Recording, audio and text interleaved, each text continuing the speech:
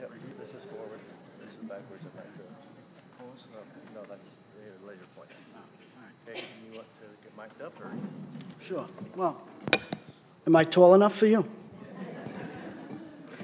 I'm probably at the bottom of the food chain here, but I'm very grateful to have been given this platform. Thank you, Dr. Green and Mike Bettini in particular, and Mr. Turner and Mr. Monaco.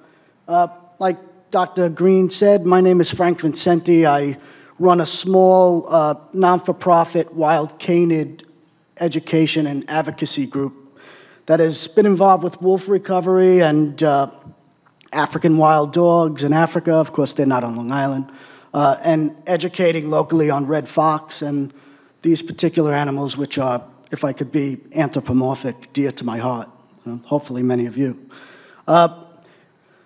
Like Dr. Green said, last several years, and great presentation some years ago by Doctors Nagy and Weckel, there's been an academic interest in this animal in particular, but for the last 2 decades, the Wild Dog Foundation, and I'll certainly bet that many of you are not familiar with it, has had this honest grassroots effort in educating local communities, and thank you for all who have stayed, in educating local communities on how to coexist and get a better understanding of this animal in particular, which unfortunately its reputation supersedes it, and it's an animal of controversy to some.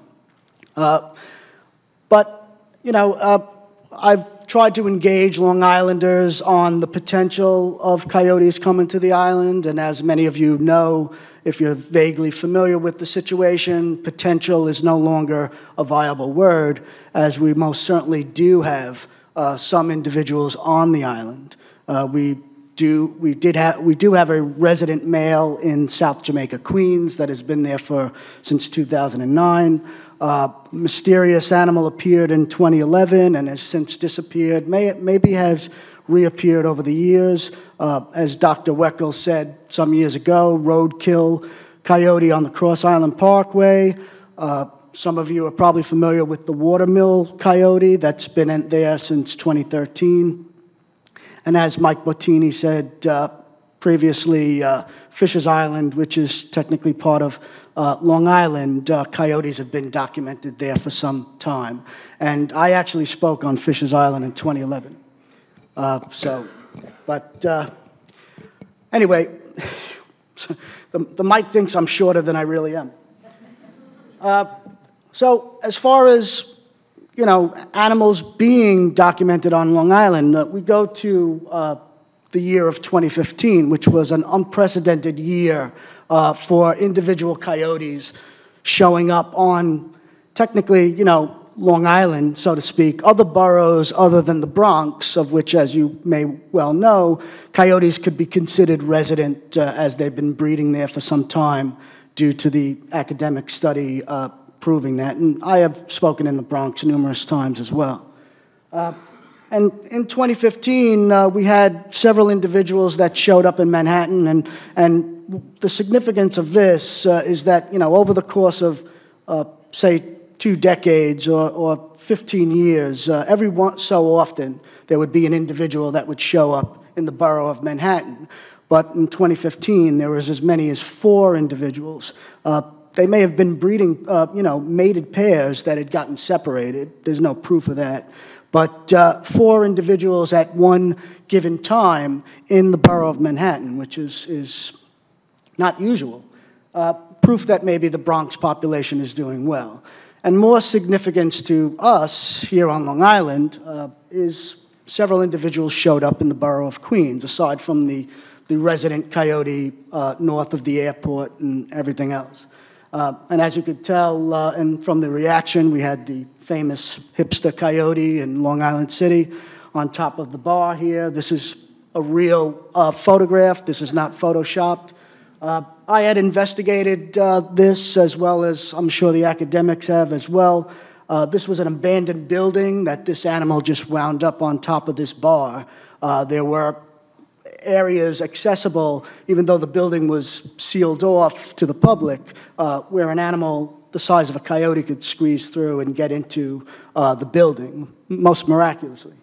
There was another female coyote that was caught in Middle Village by emergency services and was relocated through New York City. And then there was this mysterious anomaly of a coyote in Astoria that was chased by law enforcement and disappeared. And that animal played a very significant role in what I'm about to tell you. And fast forward to 2016, I'm investigating a coyote sighting in Douglaston, Queens by a tip. And certainly the scientists have that area well covered with motion cameras and stuff because of the Alley Pond ecosystem and the fact that that's a viable corridor for coyotes coming from the Bronx. And the individual told me that I should look into Rikers Island because there's been sightings of coyotes there. And I guess I shrugged it off somewhat. Could have been feral dogs as far as I'm concerned, or even foxes. Red fox have been making their way deep into the borough of Queens. But I neglected to do so. So within a couple of weeks, this photograph appeared in the New York Post. They were doing a story on Rikers Island Jail, another story, another controversial story. And the reporters actually took a photograph of this adult coyote, which wound up being the topic of the article, which was preferable to the jail. And even Dr. Nagy was interviewed in this. So I took it upon myself because my group tries to mitigate conflict, and I've done it throughout the tri-state area in Connecticut, New Jersey, Westchester, even in New York City. And I went on to the scene to try to see if there was any problematic behavior, if the animals were becoming conditioned or, Lord forbid, habituated. And lo and behold, my first night there, I identified an adult female coyote, which this is her right here. This is not my photograph. You could see her photograph on my group's Facebook page. But this is the Post's photograph. And there's some physical features of her that would play a historic role eventually, that I would eventually find out, and certainly scientists did as well. And she was behaving normally. She was foraging. She still had, fear of humans and avoided any kind of contact. And within a couple of days, I discovered 2 more adult coyotes. So incredibly, there was this pack of coyotes living in and around Rikers Island, west of LaGuardia Airport. Not on the airport property, but property owned by the airport. It was unbeknownst to me that the Port Authority owns all that property. As days progressed and I observed them and tried to make sure that they were not becoming problematic, it was made known to me that some of the corrections officers observed the female transferring puppies from one area to the other. And, of course, I nearly passed out. But phoning the individuals that I thought would be relevant to know, the scientists, of which I tried to keep them informed, they already had set up motion cameras in the area. I proceeded educating locally as best I could, those that would listen to me. Of course, I get yelled at a lot, but, and in the vicinity of where allegedly the puppies were, alleged puppies were transferred, I was trying to educate those individuals to keep an eye out and let me know if anything transpired. Within days, 6 to 8 week old puppies emerged in this area. And I had arrived on the scene and I identified 8 puppies in the litter.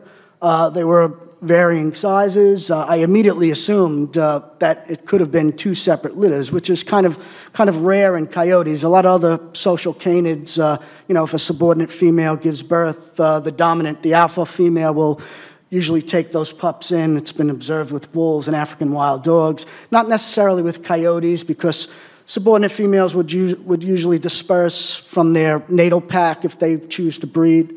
So I thought that that would be unusual, but it turns out that they were indeed all of this female. And if you look at the bottom of this photograph, at the belly area of this coyote, she was indeed near the end of lactation. You could just barely see her nipples are still protruding there, for she was nursing pups. And it had only dawned on me looking at the photos afterwards when the reality of these pups were observed.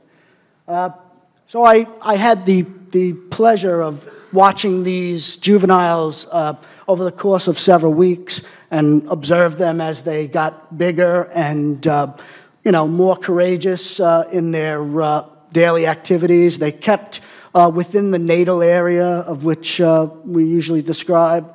But unfortunately, as the pups grew, that's when the story was taking a drastic turn. And it wasn't so much the pups, it's the human factor. As the pups grew, they would follow their parents and the subordinate adult on their forays, and that would lead them out into public viewership. And unfortunately, and it's not what you would think that made this turn into a tragic situation. It was those people that actually felt empathetic to the animals. They began to habitually feed them. And as you all well know, a fed animal is a dead animal, and I tried my very best to educate individuals to refrain from feeding them, to refrain the temptation of feeding the juveniles, of which they were merely juveniles, inexperienced. The adults always kept secluded and cryptic, and they were never a problem, never aggressive, but the inexperienced pups, in their joy to be out like any juvenile, and this smorgasbord of food that was being given to them, they just could not resist the temptation. And there's pictures, again, on my Facebook page of me cleaning up food that was put out for them. Now, despite the fact that many were endeared by the youngsters, it was guaranteed that there would be those that were not. And unfortunately, eventually, rumors and false statements of aggression by those that understandably had an innate fear. I'm totally sympathetic to that, but I had deterred these animals on numerous occasions. I had chased the pups out of the open in the presence of the adults, which is what I do to deter them, and I never experienced any aggression or any overt negative behavior. So they were a workable group, but I was continuously compromised by those that wanted to feed them. So it gradually became more of a complicated matter, whereas local TNR groups unfortunately took issue with the presence of the coyotes. They were making claims that the coyotes were harassing the cats and that the coyotes had aggressively gone after workers, which, again, I sympathize with those that have felt, anxiety about the presence of them, but I could attest that there was no aggressive behavior by these animals. Boldness and complacency, yes, but no aggression whatsoever. I had offered to help local cat rescue groups in deterring the coyotes, but unfortunately, they did not want that. They wanted complete removal of the animals, and they went to the media, and they had petitions made to try to have the coyotes removed. And we all know that once that is suggested, there is no humane removal or relocation of wildlife, of which I agree with. You shouldn't move problematic animals from one place to another, or whatever the decision is. It was also brought to my attention anonymously at the end of October of 2016 that permits were issued to indeed catch and destroy the coyotes, the first breeding family of coyotes on Long Island. Now, I decided to try to engage authorities, and unfortunately, I was barred from any kind of meetings or any kind of input, my group being the sole organization that was interacting with these animals, and could certainly attest to the fact that they were a workable group. We needed to stop the feeding and corral the human behavior, and we could certainly instill on the coyotes more natural behavior and such. But I was not listened to. On November 7th, 2016, Wildlife Services trapped the father and 4 pups and euthanized them within 15 yards of me. On the next night, November 8th, they trapped the mother and another pup and euthanized them. All right? Now, the adults were not problematic. They had no habituated behavior, no aggression. Puppies are puppies. They don't know any better. But that was the decision and the action that was taken. So this left 3 orphan pups and the 1 subordinate adult, which no doubt, and I don't mean to sound anthropomorphic, I've probably lost my credibility now, but were traumatized by the events that took place. And I had continued to deter the animals when I saw them to try to keep them from developing further problematic behavior. But I was continuously compromised by those that kept on feeding them. And some of the remarks were that, well, they're going to die anyway, so I might as well feed them. And I don't know, I was beside myself with that. And you don't want more than one of me. So this left these 3 orphans. And talking with Dr. Nagy, he verified to me that in December, the last adult was trapped and killed as well from Wildlife Services. So this left these 3 inexperienced juveniles that were about 8 months old at this time, with the potential of developing further poor behavior. And I continued my deterring, I continued educating, I continued pleading with individuals to stop from feeding, of which they thought they knew better than me and would not listen. To be fair, an assemblywoman from Manhattan and a very generous socialite had offered to pay for relocation of these animals to in their term, a sanctuary, which in reality would be a captive facility. And again, I agree with the fact that animals should not be relocated, nor as far as being placed in captivity. Nobody really wants coyotes. Coyotes are common. They're not an endangered species. Accredited facilities need to keep their space for critically endangered animals, and any other facility would prefer a more romantic and popular animal such as wolves or something else rather than coyotes. So this was a rock and a hard place scenario. I did manage to find a place that had offered a temporary setting, but they were denied. And in January of 2017, 2 more pups were trapped and killed. So that left us with, I don't know if you could see this, and everybody's leaving. This left you with the lone surviving pup that has survived for his time in, eluding capture and so forth, and is certainly destined to potentially be trapped and follow the same fate.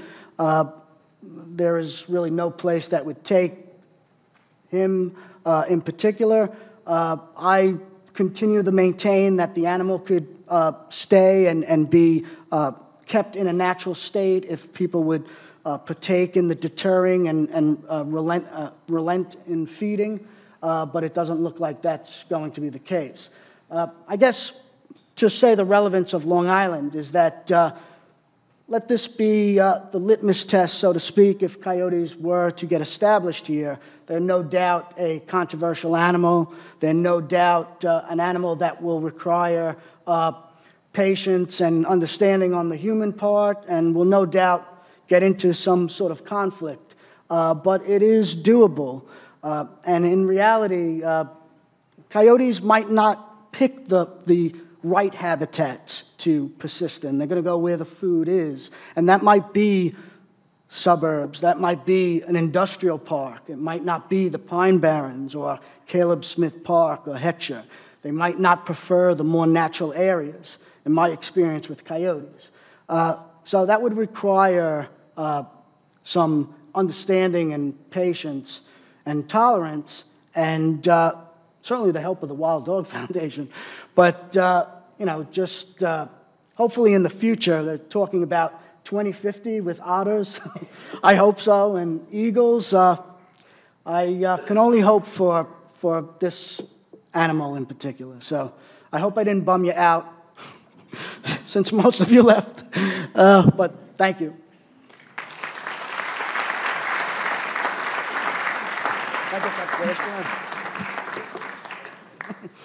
Thanks, Mr. Brady.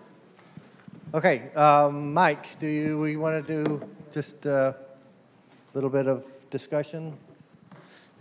Question: are there other coyote sightings in Nassau and Suffolk County that are recent, last year or two? I have no evidence of any sightings lately. There was and I neglected to mention it, photographs that appeared in the beginning of 2017 of a pair of coyotes in Middle Island, or alleged pair. I know Dr. Green and Mike are intimately involved with that and in monitoring that. I had done town hall meetings in that neighborhood, but since, I think, Mr., you should answer that. Yeah, so since that picture, we got pictures from someone in Middle Island on January 1st, 2017. The local community heard coyotes calling at night for about a month, and then nothing after that. And then April 1st on Facebook, reports of coyotes about 2.5 miles further east, which would seem to be the same pair, on April 1st of 2017, and then nothing after that. Thank you. No one else? All right, thanks, Frank. Thank you.